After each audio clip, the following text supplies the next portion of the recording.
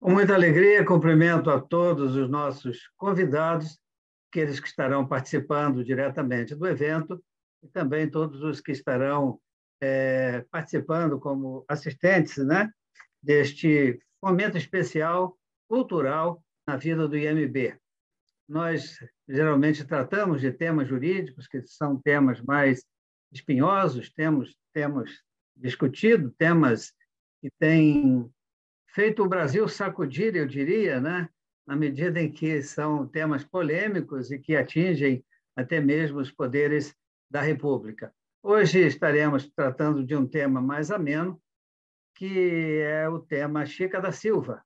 Chica da Silva, do qual todos se lembram, inclusive foi base de uma novela que foi estrelada pela nossa convidada, Zezé Mota, a quem agradecemos pela disponibilidade, pela aceitação do convite que lhe fizemos, também do qual estarão participando, evento do qual também estará participando, o nosso querido colega desembargador Fernando Foschi, né, que, além de desembargador e cuidar desse assunto que é profissionalmente difícil, mas também já foi jornalista, né, profissional, e traz consigo a experiência daqueles que conhecem o dia a dia, não só dos temas mais difíceis do país, aqueles acontecimentos, como também os acontecimentos, os temas culturais.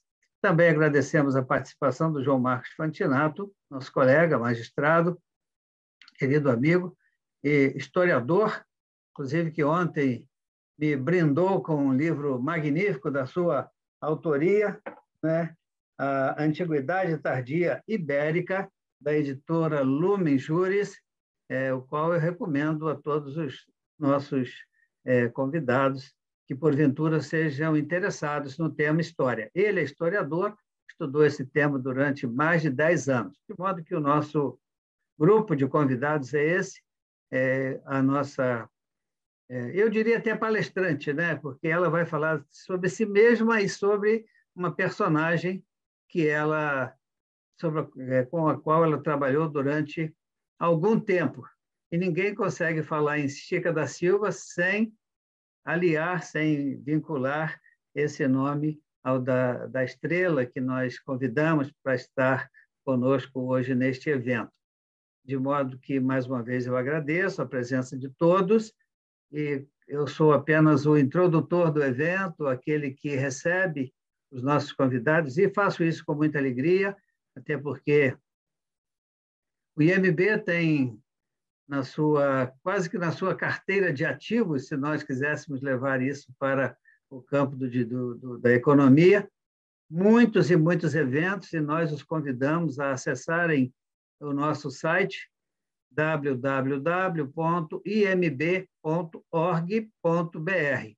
Então, nós temos muitos eventos à disposição dos magistrados associados, a princípio, mas também de todos aqueles que se interessarem pelos diversos temas que temos trazido à apreciação de todos. Então, agradeço mais uma vez aos convidados, agradeço também a vocês que estão conosco nesta tarde para prestigiarem e para participarem do nosso Chica da Silva, com Zezé Mota, Fernando Foschi e João Marcos Fantinato. A você, Fantinato, eu passo a palavra, até porque eu devo lhe tributar a autoria intelectual deste encontro, né? Você que sugeriu a realização do evento, e eu fiquei felicíssimo com a sugestão, e isso serve também para todos os nossos convidados, se tiverem temas que considerem relevantes, que venham a ser discutidos, né? E depois que nós os debatemos aqui, nós os colocamos no YouTube, desde que não haja oposição dos nossos convidados, para que continuem a serem conhecidos por aqueles que acessarem as nossas redes e as nossas páginas. Então, muito obrigado, e com a palavra, João Marcos Fantinato. Boa tarde a todos, estão me ouvindo? Muito bem, muito bem, e vendo também. Boa tarde a todos, boa tarde, desembargador Fábio Dutra, boa tarde, desembargador Fernando Foschi. Nós estamos hoje para tratar do tema da Chica da Silva. Isso é um fórum de história e de história do direito, e nós trouxemos aqui nada mais do que aquela encarna a Chica da Silva no nosso imaginário. A minha geração que assistiu o filme de Cacá Diegues vê logo a Chica da Silva no rosto da Zezé Mota, essa que é uma das maiores estrelas do cinema brasileiro e que tem uma das melhores vozes, mais deliciosas da MPB. Porém, a Chica da Silva não era nenhuma Zezé Mota, que não era nem tão bonita. Era, na verdade, que uma sofredora e uma vencedora das agruras da vida dela. A Chica da Silva não era sedutora, que provavelmente não. A Chica da Silva nasceu, calcula-se, em 1732, em Milho Verde, no distrito do Cerro, lá em Diamantina, em Minas Gerais. Era o ciclo diamante, que é um ciclo corolário do ciclo do ouro, e naquela vila diamantina, do Arraial do Tijuco, se achava diamante e lá floresceu uma sociedadezinha próspera, mas muito por características da colônia, do interior da nossa colônia. Ela era filha de um capitão de ordenanças português, Antônio Caetano de Sá, provavelmente nascido aqui, mas filho de portugueses, e tinha como mãe Maria da Costa, escrava. A mãe teria sido trazida da costa da Mina, quer dizer, no Daomé, naquela entreposto na costa africana que os portugueses tinham, da Mina, e trazida para cá criança. O capitão de ordenanças Antônio Caetano de Sá teve essa filha com Maria da Costa, mas essa filha nasceu escrava. Nasceu escrava e o seu primeiro dono, pelo que se consta, né, pelo que consta aqui, seria Manuel Pires Sardinha. Manuel Pires Sardinha teve um filho com um filho homem com a Chica da Silva. Depois, nós vemos que em 1753, aos 20 anos, ela é comprada por João Fernandes de Oliveira, que era contratador de diamantes. Esse lhe deu alforria. Lhe deu alforria e lhe deu 13 filhos. 13 filhos. Era um homem branco, de posses, e esses filhos foram se introduzindo na sociedade diamantina, assim como a Chica da Silva. A Chica da Silva era, então, mulata, como se diz, metade branca, metade negra, africana de mãe, africana direta de mãe. Quem nos conta sobre Chica da Silva, o seu primeiro biógrafo é Joaquim Felício dos Santos, cidadão de Diamantina, que escreveu em 1878. Até então, nós não tínhamos notícia da Chica da Silva. O João Fernandes de Oliveira, às tantas, herda as terras do pai lá em Portugal, e ele tem que voltar para Portugal para ocupar as terras de herança, e leva os filhos homens, e deixa as filhas mulheres com a mãe. E deixa as filhas mulheres com a mãe com dinheiro, com o patrimônio que ele tinha feito aqui. E Chica da Silva, então, surge nessa sociedade diamantina com dinheiro suficiente para criar essas filhas, dinheiro suficiente, propriedades, fazendas e mais de 100 escravos que ela tinha. O curioso que Chica da Silva tinha 100 escravos, provavelmente negros, como era, e nunca deu alforria a nenhum desses escravos, não consta isso. Mas ela cria aqui as filhas numa sociedade em que, para você ver, num censo que calculou a população do distrito do Cerro, em 9.870 mil pessoas, quase 16% eram mulheres. O resto, 84, 83 e tantos, eram homens. Então, imagina uma sociedade de homens. De homens. As mulheres eram mercadoria rara.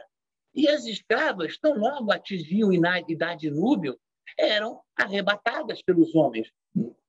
O que se imagina, né? A Chica da Silva não foi diferente disso. Mas o que se presume é que ela teve uma relação amorosa com o João Fernandes de Oliveira. João Fernandes de Oliveira registrou os filhos, deixou fortuna para ela. E essa fortuna fez com que ela se introduzisse na sociedade local. uma sociedade que era de alguns brancos, alguns pretos forros, alguns mulatos e uma legião de escravos também, né? Mas ela teve capital para fazer doações estratégicas, a doação a irmandades religiosas, o que lhe garantiu uma certa posição social. Ela fez doações à Irmandade do Carmo, que era tipicamente de brancos. Ela fez doações à Irmandade de São Francisco de Assis, que era de brancos também. Ela fez a Nossa Senhora das Mercês, que era de mestiços. E a Irmandade Nossa Senhora do Rosário dos Homens Pretos, que era clássica de abrigar e dar assistência a homens pretos. E ela fez, então, doações a todas essas irmandades e gozava de um prestígio social razoável. O tanto que as suas filhas, as que ficaram com ela, todas se casaram com portugueses, o que é sinal de ascensão social. Quer dizer, a Chica da Silva, na verdade, era uma pessoa preocupada em fazer ascender a sua cria, vamos dizer assim, na sociedade local. E as meninas todas foram educadas no recolhimento Nossa Senhora da Conceição do Monte Alegre, em Macaúbas, que era um colégio de meninas de sociedade, naquela Minas Gerais do século XVIII.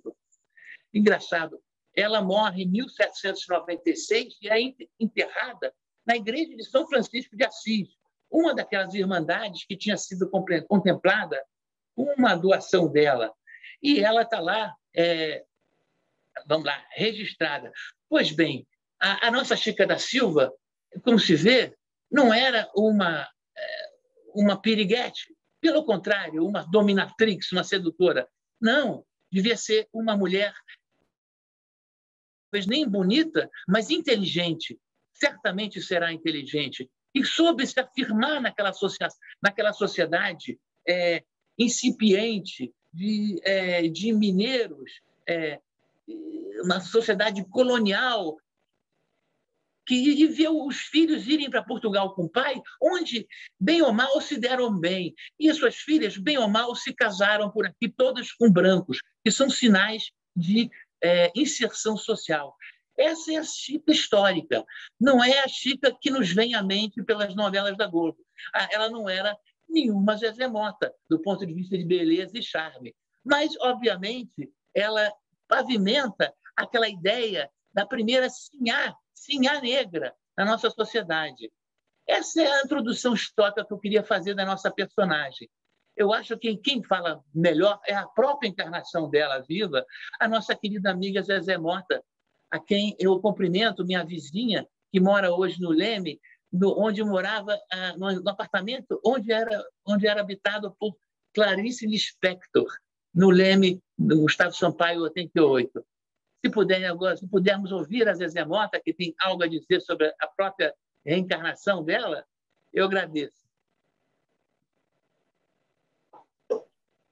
Não, Zezé, será uma honra ouvi-lo agora, após essa introdução histórica, que pode até ser objeto de algumas correções, se você julgá-las importantes. Pois não, por favor. Muito obrigado.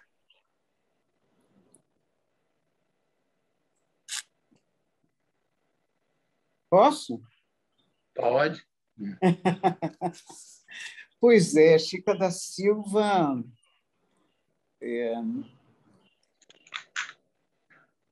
ficou realmente no imaginário. E é curioso porque até hoje me chamam de Chica da Silva. Tem dois pontos que eu gostaria de sublinhar na introdução do nosso querido Marcos, que é o seguinte: eu achei bem interessante ele dizer que talvez a Chica da Silva não fosse bonita. E aí eu gostaria de comentar sobre isso, porque realmente o que eu li sobre Chica da Silva foi o livro de João Felício dos Santos, né? E todas as vezes, tudo que se lê sobre Chica da Silva se toca nesse assunto de que ela não era uma mulher bonita.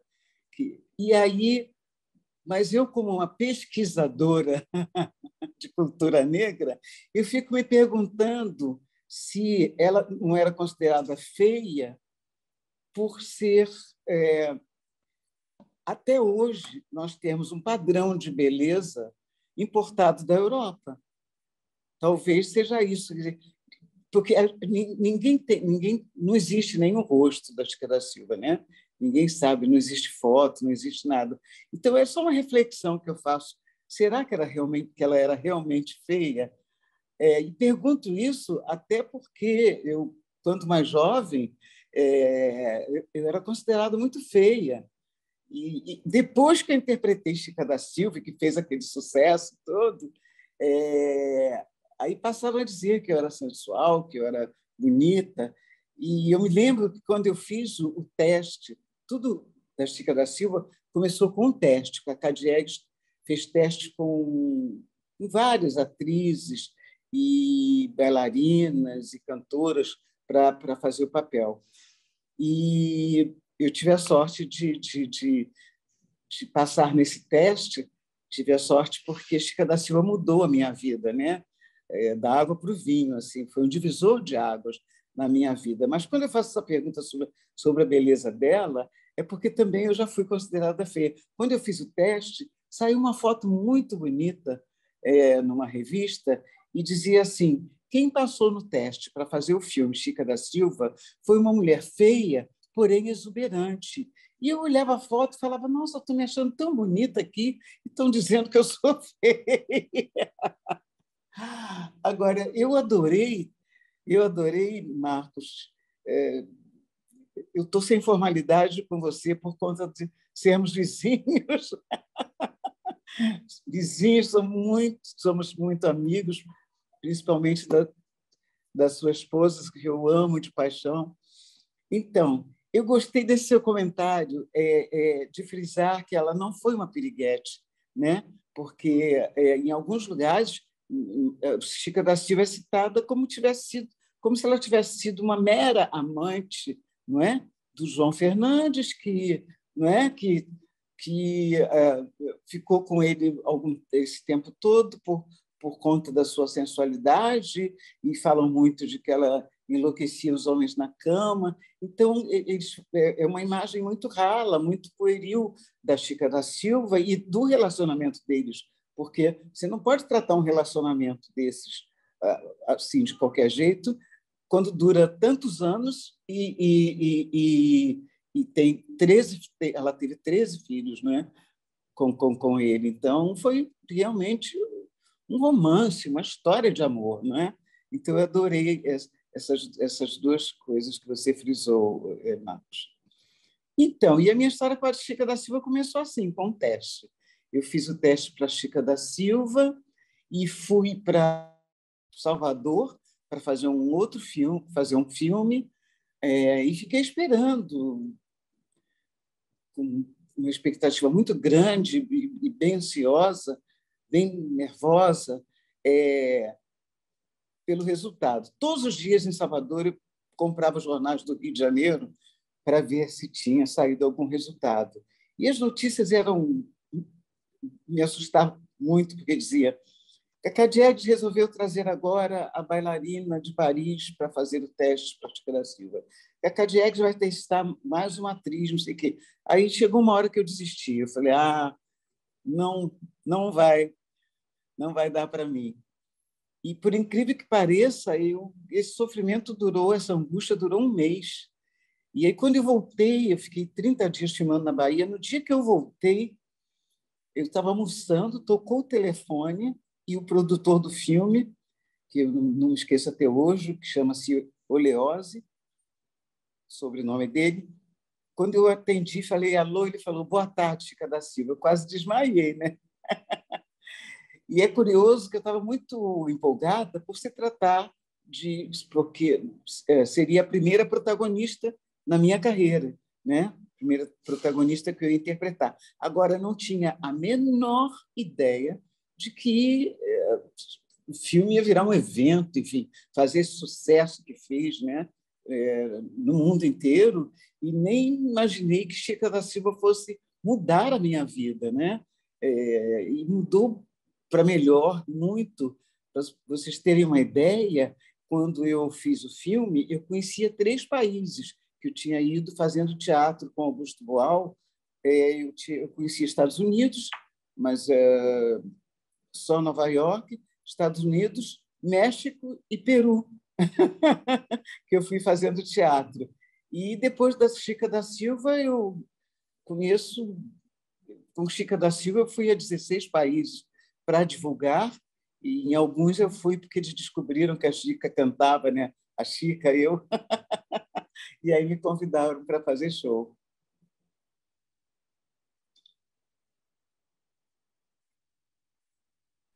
E é Muito isso, e legal. ela faz parte da minha vida até hoje. E no começo, quando começaram a me chamar de Chica da Silva, me incomodava um pouco, porque como eu, quando fiz o filme, eu não era popular, né?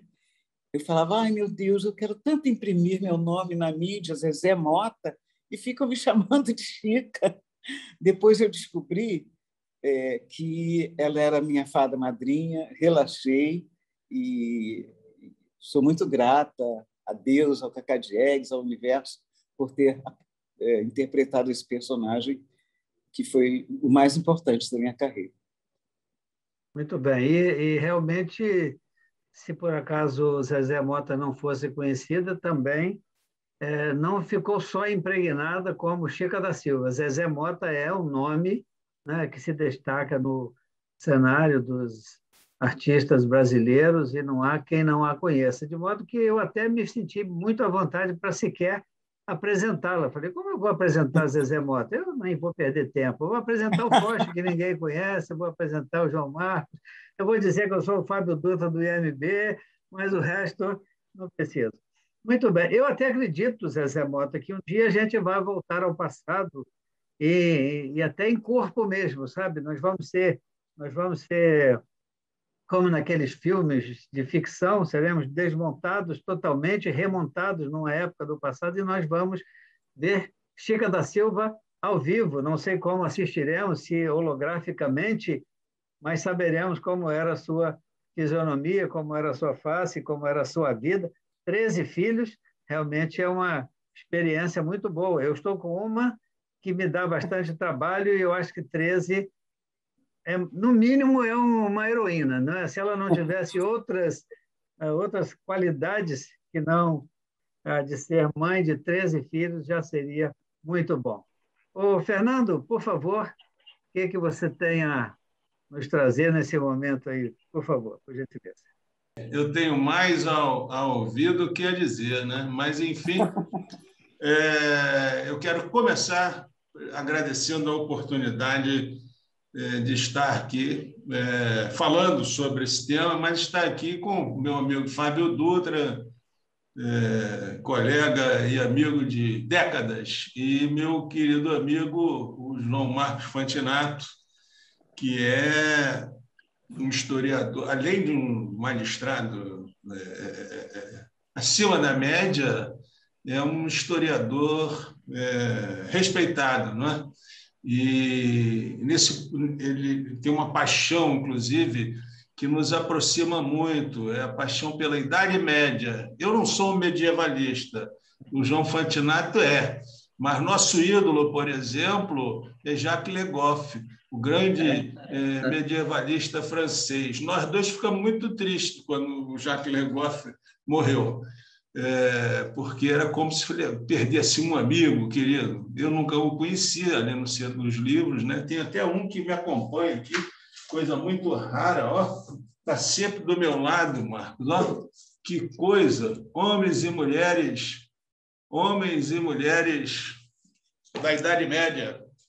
Eu fui ao lançamento do livro de um amigo nosso e era numa livraria e tinha esse exemplar. Ele olhava para mim e dizia: eu sou de você. E eu na fila, com medo de sair da fila e perder o lugar, mas quando eu peguei o meu autógrafo, fui lá e peguei o livro. Era o último exemplar.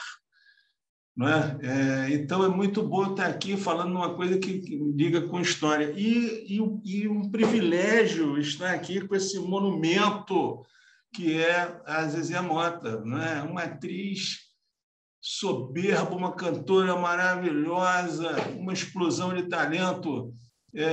Enfim, melhor do que isso é impossível. Mas, do que eu ouvi aqui, eu vejo que essa interpretação mais fácil que o João Fantinato rechaçou, e Zezé também, não é? De que Chica da Silva era só uma mulher sedutora, ela realmente não condiz com a história da Chica da Silva, né? A Chica da Silva, na verdade, é um monumento de resistência à opressão, acredito. Embora ela não tenha alforreado, pelo menos não há notícia disso, nenhum dos seus 104 escravos, mas ela é uma resiliente, uma resistente. Ela mais do que aderir ao sistema e participando de 4 irmandades, não é?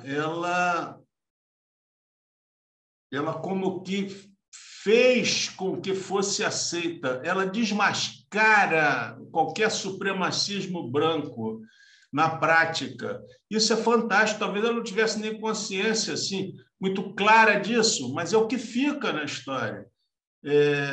Algumas igrejas foram construídas com o dinheiro dela, inclusive, e colocando as torres atrás. Por quê? Não na frente, como nós vemos. Porque as torres representam a presença de Deus. E para que uma preta não passasse por Deus, a torre ficara atrás. Mas as igrejas foram construídas e ela entrava lá. Ela foi sepultada na igreja da Irmandade de São Francisco de Assis, que, como Fantinato disse, era dos brancos, né? E era não só dos brancos, mas dos brancos abastados, do Arraial do Tijuco, da comarca de Cerro. Então, ela estava lá na Irmandade de Rosário, do Rosário dos Homens Pretos, estava na Irmandade do Carmo, mas também estava na de São Francisco, do Carmo não, das Mercês, também estava na de São Francisco e na do Carmo. Não se pode ter essa visão superficial, distorcida, frívola, de uma mulher que viveu 15 anos, no que hoje nós chamamos de união estável. Foram 15 anos com o João Fernandes de Oliveira, o contratador de diamantes, né, que chega lá em 1753, e 2 anos depois se une a Chica da Silva, e com ela vive 15 anos. Eu acho que é por aí, inclusive, que a imagem, a figura de Chica da Silva, ela impregna o imaginário popular brasileiro, porque, de certa forma, é a volta por cima do oprimido, de certa forma. E ela não foi única, né? Nós tivemos outras sinhás pretas que também exerceram uma parcela do poder. Em suma, Chica da Silva mostra que a discriminação de brancos e pretos, a supremacia branca, a opressão é uma criação, uma distorção da criação humana. É só isso. Não é? Eu acho que ela entra no imaginário não só pela beleza da obra que Zezé, da qual Zezé foi intérprete magnífica, do Cacá, ela entra também no imaginário porque ela é a hora e a vez do oprimido. Eu acho que isso é fundamental, essa compreensão, até para que a gente passe a viver ou a querer viver num mundo mais justo, mais igualitário e mais solidário, não é? Sem que nós tenhamos de presenciar, de aturar ou de testemunhar qualquer atitude de opressão do homem pelo homem. Essa é a minha visão de Chica da Silva, o que não exclui a lembrança extraordinária da personagem vivida por Zezé Mota. Se Zezé Mota, até hoje, há quem a chame de Chica da Silva, é apenas um tributo que está sendo pago a essa extraordinária atriz. Ela convenceu, ela convenceu a quem foi assistir o filme, aliás, extraordinário do Kaká. Não é? Então, eu também chamaria a Zezé Mota de Chica da Silva, porque é assim que ela acabou de entrar nos nossos corações. Mas é a Zezé Mota, acima de tudo. Era isso, meu amigo Fábio. Obrigado, Fernando. Alguém que viveu num determinado tempo, nós já temos lá quase que 200 anos, né?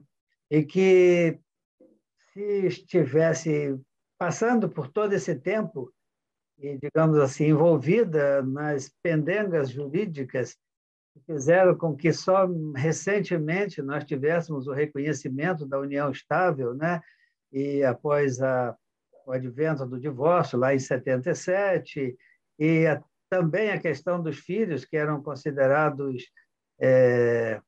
filhos bastardos, né? Aqueles que não viessem de um casamento normal, mas alguém que impressionou o mundo de tal maneira que hoje nós temos biógrafos interessados na sua vida, nós temos uma live aqui no IMB cuidando da sua vida, e nós temos uma atriz que a interpretou e que teve a vida marcada, como provavelmente de diversas outras pessoas, por uma mulher que foi inteligente o suficiente, não é? A música diz que ela foi de escrava, amante, mulher, não é? Do fidalgo, tratador. Eu estou falando de cabeça, desculpe, mas eu só fico com aquilo que eu ouvi, eu não pesquisei especificamente essa música. Mas então ela foi aquela que foi namorada, aquela que teve o seu momento de afé, de aproximação e evidentemente, não poderia ser chamada de uma periguete, como bem lembrou o nosso comentarista Fantinato. As anotações aí daqueles que estão falando no grupo, né? Eles dizem que a Zezé é belíssima. Provavelmente Chica da Silva também era muito bela, embora nós não tenhamos suas fotografias ou, não é, uma lembrança gravada para verificar o seu perfil, verificar as marcas e os sinais do seu rosto e qualificá-la como bonita ou como feia, seja no padrão da Europa, seja no padrão do Brasil, seja no padrão antigo, seja no padrão mais moderno. Muito bem. Quem fala agora? Zezé, quer falar?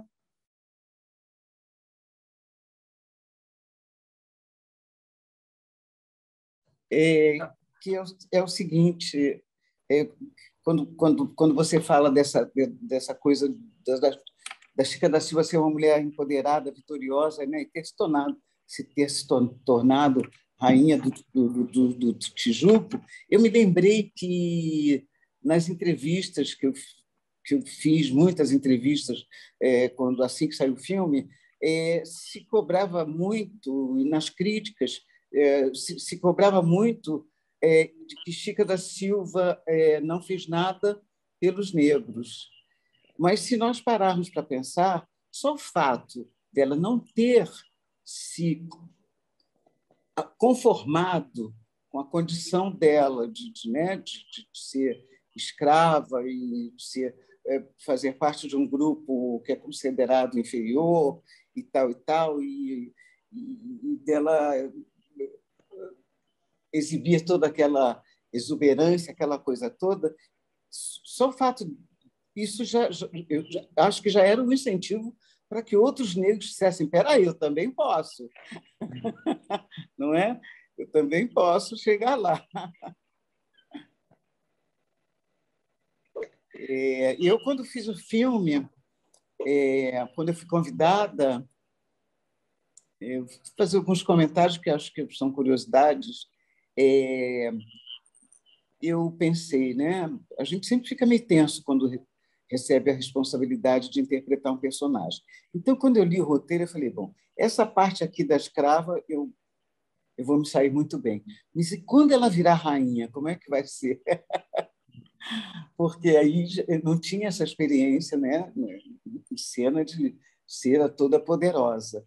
E aconteceu uma coisa muito curiosa, porque eu consultei um amigo meu que fazia parte do filme, que Deus o tenha, Carlinhos Prieto, que era um maquiador e, enfim, visagista, cuidava dos cabelos também e tal. Eu falei, Carlinhos, estou morrendo de medo, porque semana que vem ela vai virar rainha. E aí eu tenho que mudar toda a postura, né, e tal. Bom, mas o Kaká é um diretor maravilhoso e ele pôs uma pessoa para me preparar sobre a questão de como se comportaria uma rainha, né, quando chegasse no lugar, enfim, como seria a postura física, né, o comportamento físico. E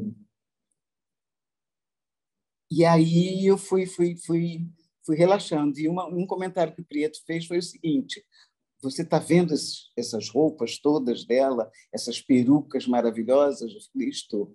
Então, foi no dia da prova das roupas dela de rainha, né?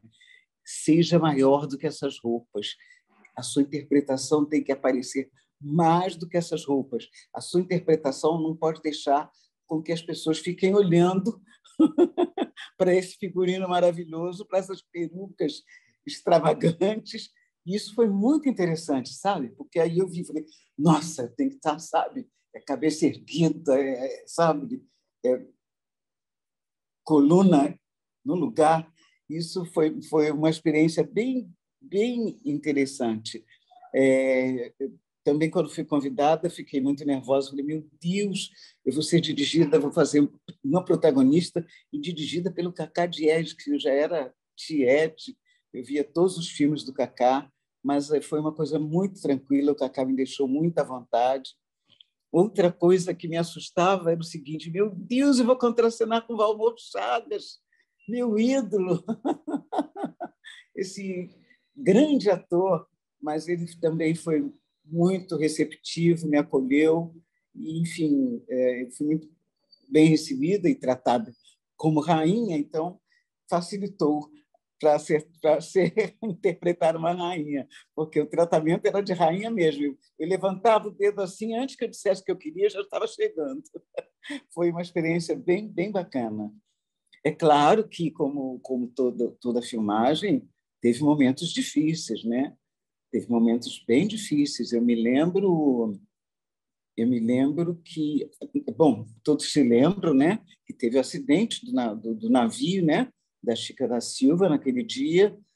Foi um susto tão grande que eu achei que tinha chegado a minha hora, porque o barco virou, eu caí na represa, que ali não era em Minas, ali em Diamantina não tem mar, era uma represa com 12 metros de meu Deus, qual é a palavra? Profundidade, 12 metros de profundidade. Eu caí ali e eu não sei nadar, eu sei que eu fiquei boiando. Eu descia, tomava aquela água suja e subia de novo, até que eu encontrei o barco e me segurei numa saliência do barco e falei, daqui não saio, daqui ninguém me tira, porque senão eu morro. E quando eu estava quase perdendo as forças, eu ouvi a voz do Kaká Diegues. Calma, Zezé, eu estou chegando. Ele teve que ir a nado, né, para me salvar. Um outro momento difícil também do filme foi a cena onde ela é proibida de entrar na igreja dos brancos, né? E essa cena deu bastante trabalho e eu fiquei muito tempo assim exposta ao sol, estava muito quente, e sol de montanha, uma loucura, né? Muito quente, muito quente, muito quente. Mas existe um trabalho de laboratório também, estava muito calor, e eu pedia água, ninguém levava, eu pedia um café, ninguém levava. Só que era tudo de propósito. O Kaká Diegues descobriu que eu tinha muita dificuldade de externar o meu lado. Assim, ele descobriu que eu sou uma pessoa sou mais para meiga do que sabe? Eu tenho dificuldade de pôr para fora... Você é rainha. Não, e pôr para fora a raiva, sabe? Assim, é que de vez em quando me falham as palavras. Agora eu dei para isso. Deve ser porque já fiz 15 anos. Mas de pôr para fora a raiva, e dificilmente eu me irritava. Então, eu fiquei muitas horas ali pedindo água, café, não sei o quê, com um sol quente. Quando o Cacá viu que eu já estava bem irritada, porque ninguém me trazia nada que eu pedia, e eu que estava sendo tratada como rainha o tempo inteiro, quando eu estava bem irritada, que eu falei, que horas que essa água vai chegar? Gente, não é possível. Cadê o café? Aí o Cacá falou, vamos gravar, vamos filmar agora, porque ela tá furiosa, porque ele descobriu que eu tinha dificuldade de externar a minha agressividade, porque todos nós temos, né, dentro de nós, tudo, né, todos esses sentimentos, mas eu tinha dificuldade com isso. Quando eu estava bem irritada, ele falou, vamos fazer a cena, que é a cena que ela é proibida de entrar na igreja e que ela faz aquele escândalo dizendo que vai entrar sim e que ninguém vai proibir, que se ela quiser, ela pinta a igreja de preto por dentro e por fora, porque a igreja foi construída com o dinheiro do homem dela, que era o contratador João Fernandes. Foi uma experiência muito incrível essa. Uma outra experiência também incrível foi quando João Fernandes morre. Quando João Fernandes vai embora de Diamantina, porque ele é denunciado de que está em Diamantina, dando boa vida para uma negra, uma escrava, não sei o quê, e ele não voltava, ele tinha que voltar para Portugal e não voltava nunca. Aí o rei mandou uma comitiva, né? Pelo menos no livro do João Felício dos Santos, que foi baseado o filme, mandou uma comitiva levar o João Fernandes de volta para Lisboa. E aí o Cacá Diegues falou para mim, olha, eu não faço questão de lágrimas, mas a gente tem que sentir, tem que acreditar que você está muito mal, que está doendo muito, porque, afinal, é o grande amor da sua vida que está indo embora. E aí é quando ele fez um exercício, passei por uma experiência muito louca, que faz muito parte da nossa profissão. Ele me deixou com o texto da cena, da despedida de João Fernandes, e dentro do Museu Chica da Silva, que não tem quase nada lá, tem pouquíssimos objetos dela, dentro do museu, com uma garrafa de café, uma garrafa de água e uma pessoa na porta, vigiando para que ninguém me interrompesse, porque eu tinha que me concentrar para a despedida do João Fernandes. E eu fiquei tanto tempo lá dentro, sabe? E o texto era muito pouco que eu tinha que falar, o que eu tinha que fazer mais era me desesperar, chorar, e a cena era o tempo inteiro, João Fernandes, não vai não, não vai não, não vai não. Eu fui ficando ali, aí eu fiz um exercício que a gente faz bem louco, que é de pensar em coisas tristes que tenham acontecido, em coisas tristes que possam vir a acontecer, mas não são pequenas coisas, não, tem que pensar em tragédias mesmo. E eu fiquei tanto tempo ali, e aí foi me dando realmente aquela irritação de ficar ali trancada, tomando água, tomando café e pensando em coisas tristes, que quando eu saí de lá, sabe, parecia que eu estava anestesiada, eu não sentia nada, era só dor mesmo. E deu certo, modéstia à parte, eu acho a cena da despedida muito bonita, né? Quando ela sai correndo e o João Fernandes sai naquele cavalo branco e ela sai correndo atrás, e impossível de alcançá-lo, e ela se joga no chão arrasada. Eu gostei muito de ter feito essa cena. É melhor você parar, que senão daqui a pouco eu vou começar a chorar. Eu queria dizer, meu presidente Fábio Dutra, que nessa cena eu chorei. É demais, não é? É demais. Você vê aquela mulher era todo sorriso, felicidade, exuberante, e, de repente, ela cai, né? Pá! E desiste. Simbólico, né?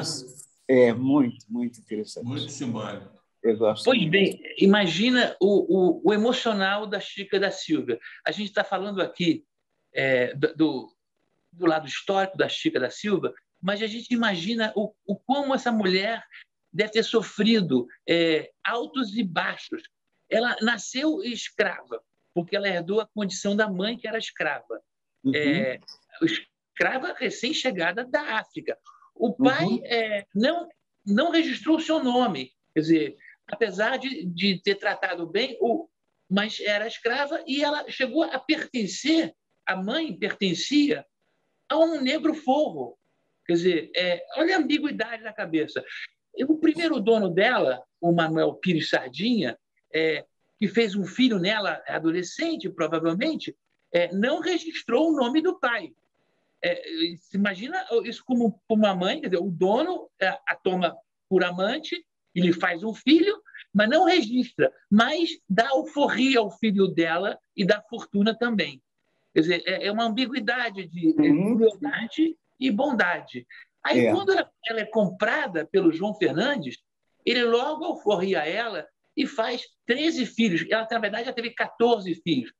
Quem tem 13 filhos com alguém, isso é amor, né?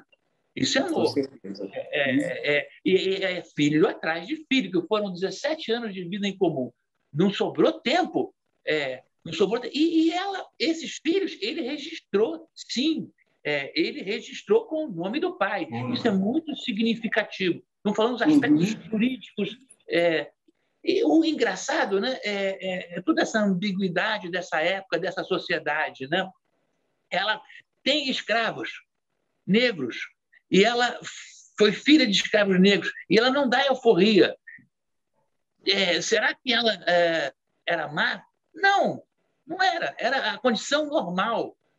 E uma coisa mais essa, quando o João Fernandes vai embora para herdar as terras do pai, ele tinha fortuna aqui. Ele era contratador de diamantes, isto é, um funcionário do governo que fazia a compra em monopólio ali. Mas ele teve que herdar a propriedade do pai e leva os filhos homens e deixa as mulheres. Olha que violência. A violência do pai, não só abandonar uma mulher que ele gostava, que vivia com ela no centro de Diamantina, numa casa, convivia com a sociedade, completamente superada a questão racial, a questão da origem escrava, né? Mas, naquele momento da herança, ele tem que herdar, porque aí ele é português, ele é um nobre europeu, ou pelo menos um abastado europeu, ele tem que... E por que não leva os filhos? Por que não leva a mulher? Provavelmente por causa da origem escrava dela, porque a sociedade portuguesa não era tão flexível como a sociedade mineira. Mas leva os filhos. Mas deixa as filhas com fortuna, para elas poderem se casar, e todas se casam. E casam com brancos, porque elas tinham fortuna. Quer dizer, olha que sociedade... não vou falar maluca, mas que ambiguidade, né? Os filhos foram para Portugal e se fizeram. Um deles engravidou uma portuguesa camponesa.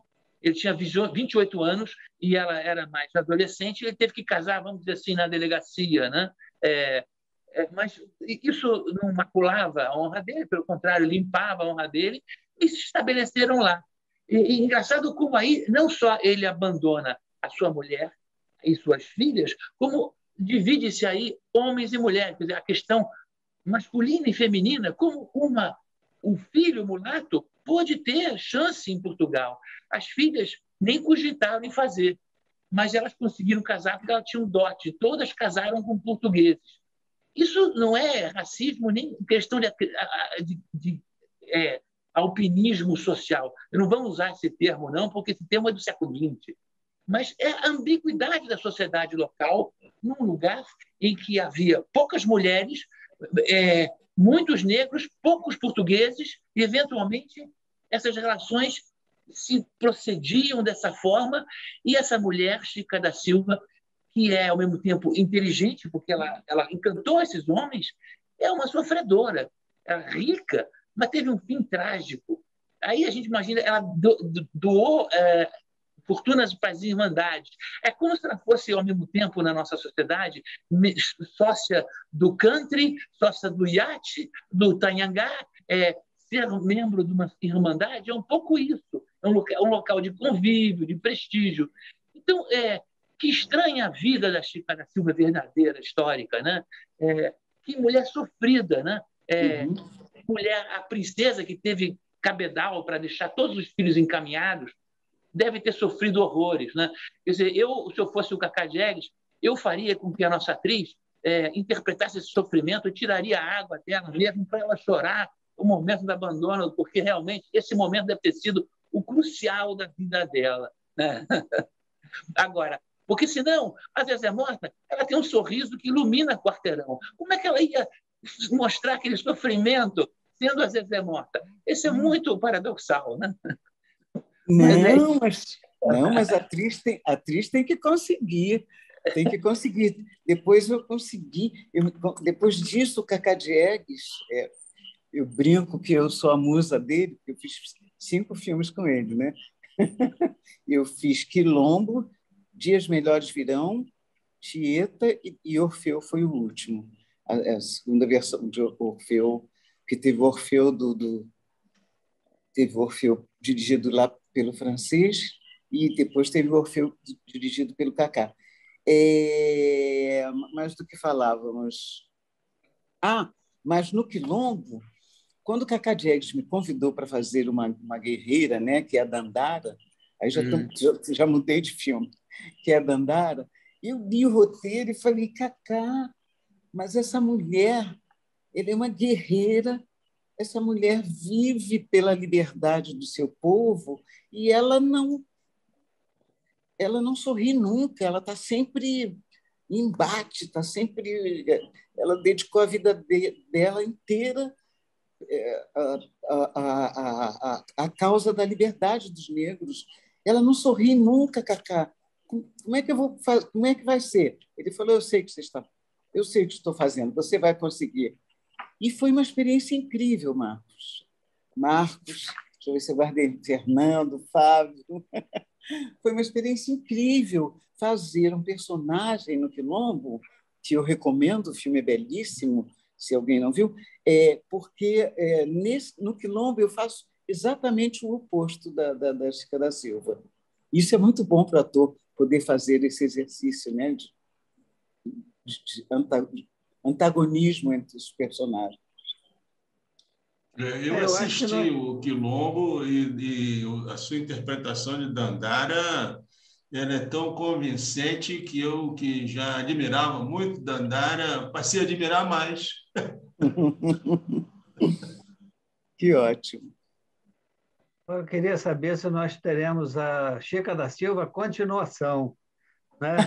Chica da Silva, o retorno, Chica da Silva 2, porque certamente se alguém pensar na possibilidade de estudar ou de fazer a biografia dos filhos, dos netos, né? Encontrará muitas histórias aí fantásticas que remetam a essa personagem que marcou a vida de muita gente e realmente para uma pessoa, uma mulher sozinha, naquela situação daquela época, né? Que é muito, muito, muito, muito pior do que qualquer época que nós possamos estar vivendo nos últimos anos. Só com filhas, né? E o que era pior, porque o homem, você tem a ideia de que ele é o guardião, ele é o forte, é o que vai defender a mãe, é o que vai defender a propriedade, quem vai defender a riqueza, né? E a sorte, embora azar de quem o fosse, era que ela tinha 104 escravos, né? Mas até para lidar com os escravos não devia ser uma coisa fácil. Então, imagine a vida dessa mulher, realmente é... Acho que Chica da Silva, o filme só é pouco. Fábio, a propósito, eu tenho uma curiosidade e eu não encontro, talvez o João Fantinato sabe, o João Marcos sabe, de estudos sobre a descendência da Chica da Silva. Seria muito interessante. E que caminho seguiu e onde foi dar a descendência feminina e a descendência masculina. Isso é uma coisa interessante, seria interessante nós termos. E a outra coisa que enfim, intriga é a falta de estudo das outras sinhás pretas que nós tivemos na história. Não é, Fantinato? Você sabe mais do que eu a respeito disso. Nós tivemos algumas sinhás pretas cuja história não está resgatada. É importante resgatar isso para que nós possamos entender a nossa gente. Esse filme do Kaká, Chica da Silva, tem, além de todos os méritos artísticos, tem essa coisa de plantar essa consciência, de nos fazer pensar. Aliás, a arte que não faz pensar, para mim, é entretenimento, não é propriamente arte, né? Mas, enfim, não tem a pretensão da perenidade. Enfim, mas isso aí já entramos noutra seara. O que você acha, Fantinato? Desculpe, Fábio, eu já estou aqui me arvorando, mas é que eu fiquei essa curiosidade e martela na minha cabeça. A Chica da Silva era uma desconhecida após sua morte, até que um historiador de Diamantina, Joaquim Felício dos Santos, em 1868, publicasse um livro sobre ela. E o que nós temos de histórico é dele, né? É muito próximo no local da vida dela. Agora, será que houve outras Chicas da Silva, outras pessoas de sociedade, na sociedade colonial, que tinham ascendência negra? Certamente, certamente. Essa daí tem algumas características, a quantidade de filhos, o fato de ter vivido no Arraial do Tijuco, Diamantina, que tinha uma projeção no ciclo do diamante, o fato de ela ter ficado realmente rica, que o marido deixou bens e ela distribuiu pela cidade, ela teve a sabedoria de distribuir, e tendo muitos filhos, ela tem que casar esses filhos, ou se multiplicam as relações, né? Isso deixa raízes de histórias. O homem sem filhos fica sem história um pouco, né? Então, mas assim, é muito provável que tenha havido outras mulheres negras ou mulatas como ela que tenham feito história, mas não nos chegou, não nos chegou. Olha, eu me lembro logo por que esse pai não levou as filhas e levou os filhos, né? Eu concluo que porque era mais difícil casar uma mulata em Portugal do que um mulato. Nessa mesma época, mais ou menos, um pouco depois, nós temos o exemplo de Alexandre Dumas, escritor, que era mulato, filho de negro, né? E viveu na sociedade parisiense com grande desenvoltura, e é o grande escritor, né, dos Três Mosqueteiros, dos Conde de Monte Cristo, né? Só para criar assim, um paralelo, né? É claro que Paris é mais mundana do que Lisboa. Lisboa é mais provinciana. Mas, por outro lado, o português é mais flexível que o francês. Tinha mais experiência colonial que o francês, né? Então, é difícil. Agora, o que eu entendo assim que ela não se via como uma negra. Ela se via mais como uma brasileira. Ela era desenraizada. A mãe dela era de origem africana. E ela foi comprada na mina. Os portugueses tinham na costa do Daomé um entreposto onde eles compravam escravos negros que vinham de guerras no interior da África e eram de vários povos. Esses negros que vinham para o Brasil frequentemente não eram o mesmo povo, dificilmente se uniam, eram destribalizados, desenraizados, e chegando aqui, eles perdiam a sua relação com a África. E o fato, por exemplo, de nós temos aqui ela ter tido escravos negros, isso para ela provavelmente não era relevante, isso não era paradoxal para ela. Não, era uma brasileira com propriedades de escravos. Talvez ela tratasse esses escravos cordialmente, não se sabe, né? Alguns trabalhassem na casa, outros. Mas essa ideia de identidade racial, de identidade libertária, talvez não fosse a tônica. Nós estamos pensando, talvez, como homens do século XX, né? Talvez ela não por isso é que eu disse, me permito uma parte, que ela talvez não tivesse nem consciência disso. É provável. Mas o João Fernandes, ao não levá-la, eu acredito que tinha. porque ela sabia que em Portugal ia ser problemático, que é uma sociedade mais estratificada do que a sociedade mineira, onde ela pôde ter uma vida de princesa, né? Tranquila, né? E ter 17 anos de amor, 13 filhos, e um filho que ela teve antes, que não era problemático, tanto que herdou, o pai deixou bens para ele. Né? Toda essa ambiguidade da sociedade colonial está refletida na história dessa mulher. Né? A questão racial, a questão feminina e a questão da escravidão, que, no caso do Brasil, é muito negra, mas na história do mundo a escravidão teve vários coloridos. Né? A escravidão era, durante a história do mundo, pagava-se soldados com um botim de guerra. O botim de guerra, na Idade Média, na Antiguidade, o botim de guerra não era o dinheiro, você não conquistava sempre um castelo que tinha um tesouro, eram escravos. Então, a história militar do mundo, os soldados eram pagos com o botim, que eram os escravos derrotados. Né? Então, a soldadesca, historicamente, era paga com os escravos que eram capturados e eram vendidos ou eram mantidos. Né? Então, o escravo era a moeda de paga do soldado. Né?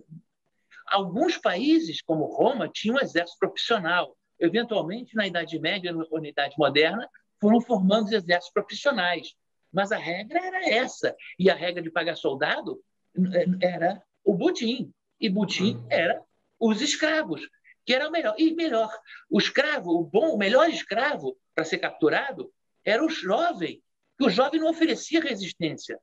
Não muito criança, porque gerava muitos cuidados, não muito velho, poderia opor resistência. Era o adolescente, como a mãe, a Maria da Costa, né? A mãe que veio criança para cá do Daomé, da mina, naquela idade ideal para se ter um escravo. Você limpa a cabeça dele do passado, não tem resistência, e ele se entrega à nova vida porque não tem escolha e procura ser feliz na medida do possível. Essa é um pouco a história da Chica da Silva, coitada. Né? Nós temos que lembrar que nós estamos no século XXI, olhando para uma época que era diferente na sua própria prisma. Né? Agora, com relação a ela ter ficado e o João Fernandes de Oliveira ter ido, eu entendo que, concordo com você, ou seja, ele percebeu que ela não seria o que o Kaká falou que a Zezé deveria ser, vivendo um período de glória da Chica da Silva. Ela lá não seria maior que a roupa, maior que os vestidos. Aqui ela seria. Sofrer preconceitos. Exatamente. E as filhas, o que mais incrível que pareça, ele não levou as filhas, que, pelo critério da época, né, eram apenas um quarto negras. Né? Então, ele levou os filhos, por incrível que pareça. E deve ter sido isso na cabeça dele que o fez decidir separar filhos e filhas. Não é um ato de maldade? Provavelmente não. Talvez até de proteção. Então, né? Marcos, essa história de um quarto negra, eu fiz uma disciplina, e eu me lembro, com relação à pergunta do Foch, de que a questão das pesquisas, das sinhais, na área acadêmica, com certeza, nós temos muita literatura, temos muitos livros de história que abordam e trazem essas personagens ao alcance daqueles interessados. Embora a gente não tenha isso de divulgação, não faz sucesso, como não se tornam best-sellers, né? Mas a gente, nas universidades, a gente tem muito material para pesquisa de personagens importantes, negros e negras, que ocuparam cargos relevantíssimos na história, tanto da colônia quanto do Império ou da República. E eu tive uma disciplina na Faculdade de Pedagogia que se chamava Relações Étnicos-Raciais na Escola. E a professora criou o negrômetro, ou seja, ela estabeleceu quantos por cento uma pessoa era negra de acordo com a sua ascendência. Você falou em 25% aí, ou um quarto, né? Então, me fez lembrar esse trabalho da professora, cujo nome eu não me lembro, da Universidade Federal Fluminense, uma excelente professora, eu sei disso, mas não me recordo agora, porque eu também já fiz 15 anos. Aliás, já fiz um pouco mais, já fiz 18. Mas, Zezé, tem uma pergunta aqui da Gabi Santos. Em sua opinião, o fato de até hoje mulheres pretas conquistarem cargos de poder ser sempre condicionado à hipersexualização dos seus corpos e não a um ato político te incomoda? Penso que Chica da Silva utilizou as armas que tinha para conquistar seu espaço e fazer história, sendo que as injustiças e crueldades de mulheres brancas daquela época não são questionadas e criticadas no mesmo pé da igualdade. O que você poderia dizer a Gabi? Eu Olha, gostaria também, por favor, antes que abrisse o microfone e a imagem do Antônio Esteves Torres, porque ele fez uma, uma proposição aqui, né? Uma afirmação de que nós temos um jurista descendente de uma das irmãs de Chica. Ele é um historiador também, é o presidente do grupo de história, né? De estudos da história do direito, do IMB. Eu gostaria que ele também, se possível, participasse conosco. Consulte aí, por favor, André, e traga o nosso amigo Antônio Carlos. Eu vou Pois ter que não, ficar de Zezé? pé com o Antônio Carlos aqui. Eu tenho que ficar em pé, presidente Boa Fabinho. noite. Boa Isso, noite, boa noite. gente. Boa noite, majestade. Boa noite. Senhor presidente, antes de mais nada, eu queria lembrar que o evento é nacional. O instituto a que nós pertencemos é nacional. E Vossa Excelência hoje trouxe aqui o que há de melhor dentro da nossa cultura sócio-jurídica, que é o Dr. João Fantinato, que pertence ao grupo de História, Fernando Forte, que me ensina, eu ligo às vezes para ele, fingindo que estou cumprimentando, eu estou aprendendo. E Vossa Excelência é meu professor.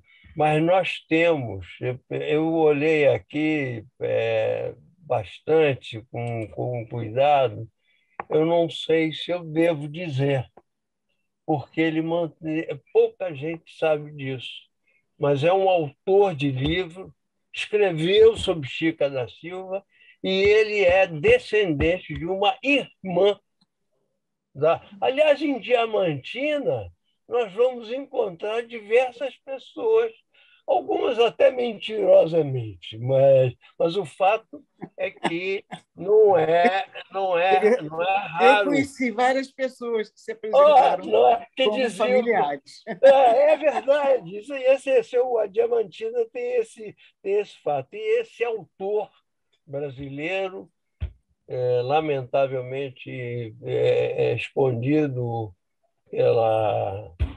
pelas operações de publicação, sobre as quais um dia nós vamos falar com mais calma, mas o fato é que, em primeiro lugar, eu queria dizer a Zezé Mota que ela está sendo assistida pelo Brasil. O nosso instituto alcança todo o nosso país, se é que isso é possível. Que maravilha. Antônio Carlos, chegue um pouquinho para trás, por favor, porque o seu rosto está sendo cortado. Isso, um pouco mais. Agora só mais um pouquinho ainda a cabeça em cima. É que diante da beleza da Zezé Mota, eu preferia ficar escondido. Olha a modéstia. Não, Zezé. Não. Esse fato é importante. Este momento é um momento histórico que nós estamos no Instituto dos Advogados Brasileiros, nós estamos homenageando Luiz Gama. Luiz Gama, ele inspirou este livro que está aqui, que que é do nosso colega Marco Aurélio Bezerra de Mello. O seu livro está aqui também, viu, João Fantinato? Não pensa que... não é, porque eu sou fã. Mas esse livro tem uma coisa interessante.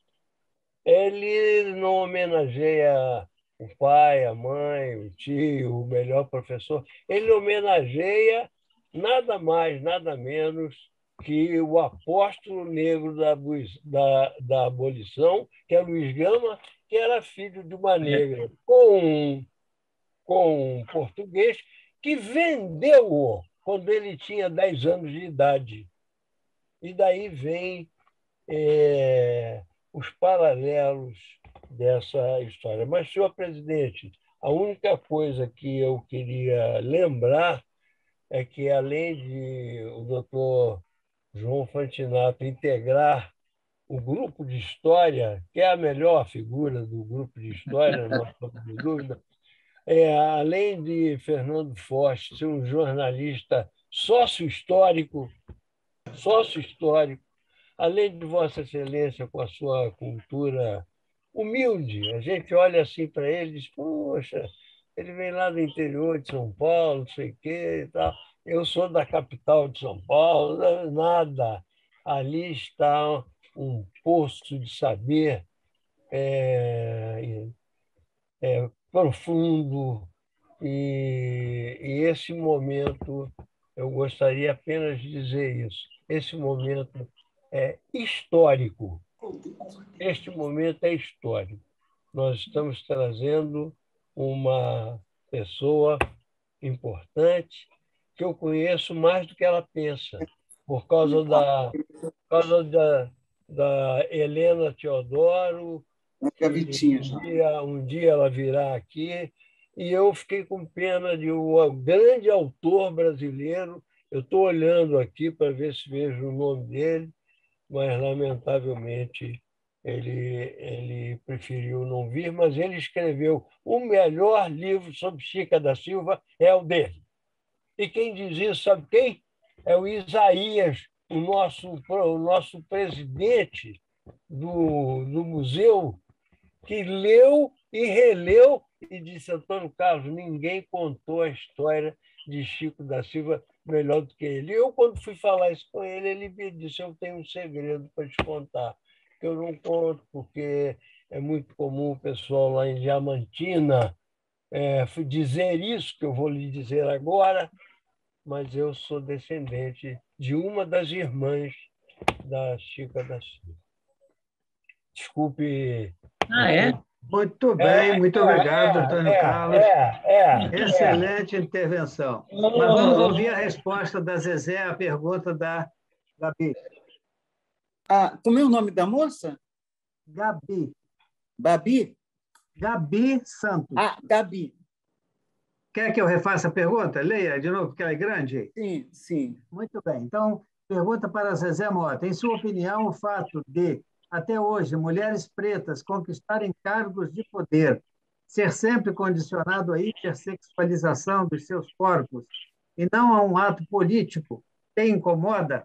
Penso que Chica da Silva utilizou as armas que tinha para conquistar seu espaço e fazer história, sendo que as injustiças e crueldades de mulheres brancas daquela época não são questionadas e criticadas no mesmo pé da igualdade. Então, Gabi, Chica da Silva virou um mito. E todo mito, quando você vai discutir, quando vai ler, agora mesmo acabamos de saber que existe um outro livro que é mais completo do que os que a gente já conhece, todo mito acontece o inevitável. Você não sabe onde começa a verdade, o que é verdade, o que é imaginação, o que é, sabe, licença poética. Então, nós, atores, temos esse hábito de defender os personagens, isso não tem jeito. Então, nós não temos essa garantia de que a Chica da Silva como o João Marcos falou, uma mulher que tem um grande amor, vive um grande amor durante 15 anos e vive para esse homem e tem 13 filhos, não pode ser tratada como uma piriguete, né? Então, eu acho isso, eu defendo muito de que tem aí uma coisa, talvez ela fosse realmente irresistível, sensual, e talvez usasse esse charme dela para conquistar isso aqui. Mas isso a gente faz até hoje, gente. Não se vendendo, mas se você está interessado no cara, você faz, você joga seu charme, você joga seu cabelo, você sabe, faz um decotezinho, um ombrinho, um sorriso, né? Que Faz atriz, parte. que atriz. Ela está Faz parte. representando Agora, particularmente para nós. e eu acho o seguinte, eu não estou falando mal do filme que eu fiz, mas o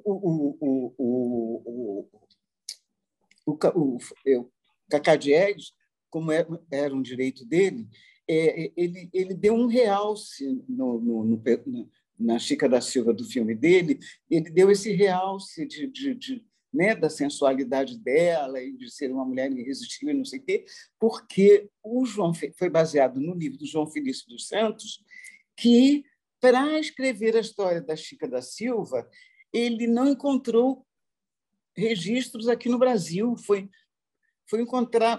teve que buscar em Portugal. Ele não encontrou no Brasil.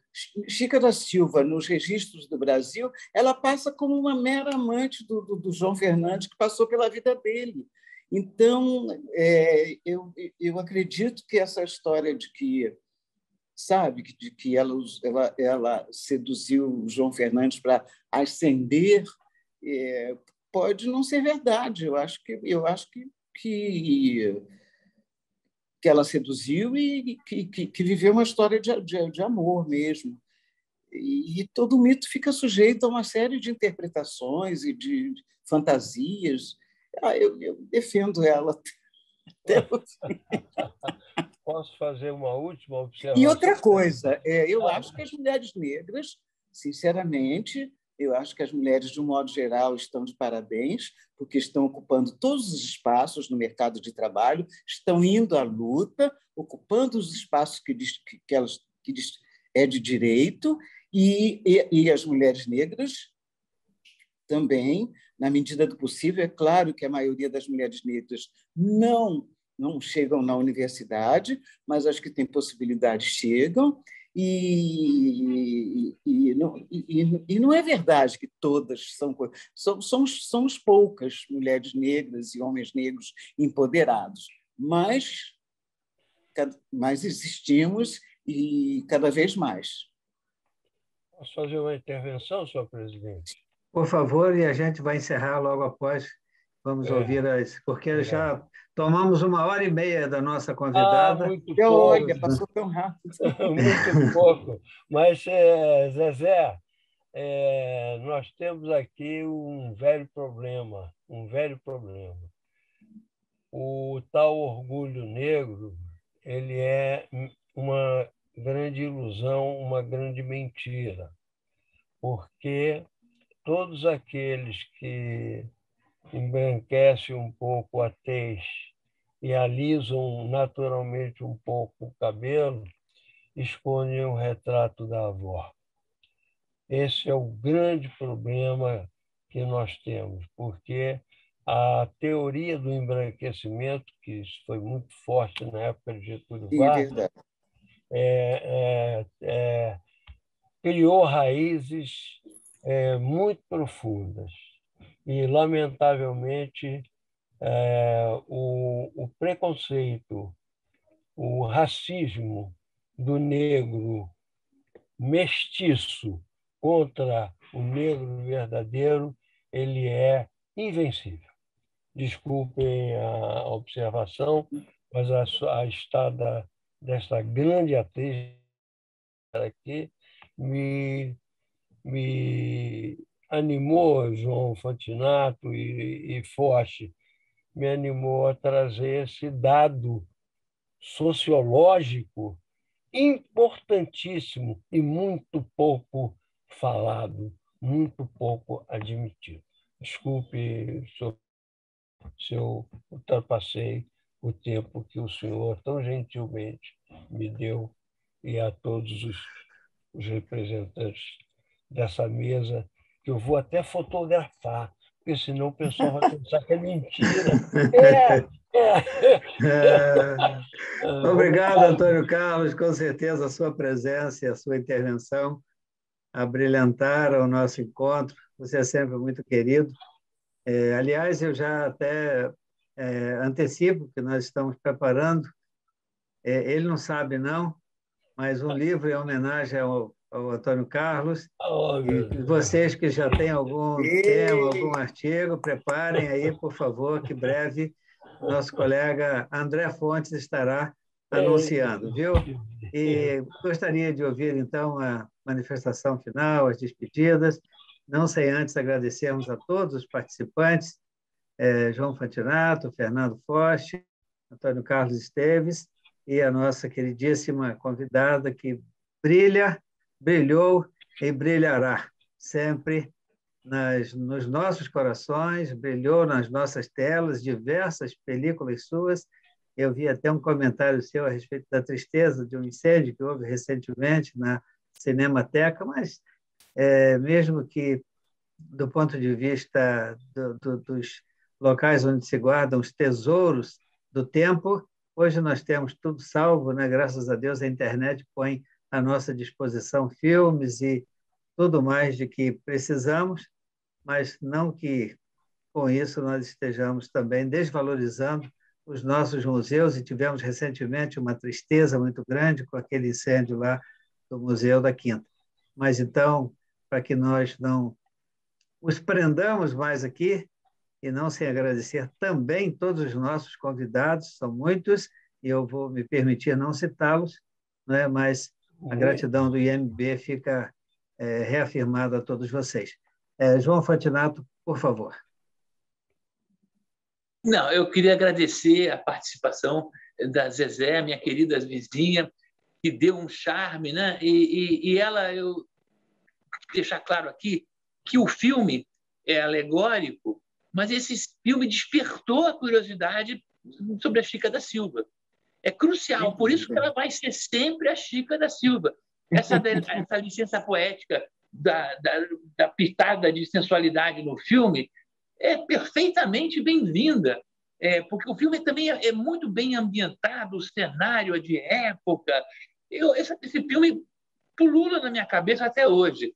Eu queria agradecer também a participação do desembargador Forte, do desembargador Antônio Carlos, meu amigo do História do Direito, e eu agradeço e boa noite a todos.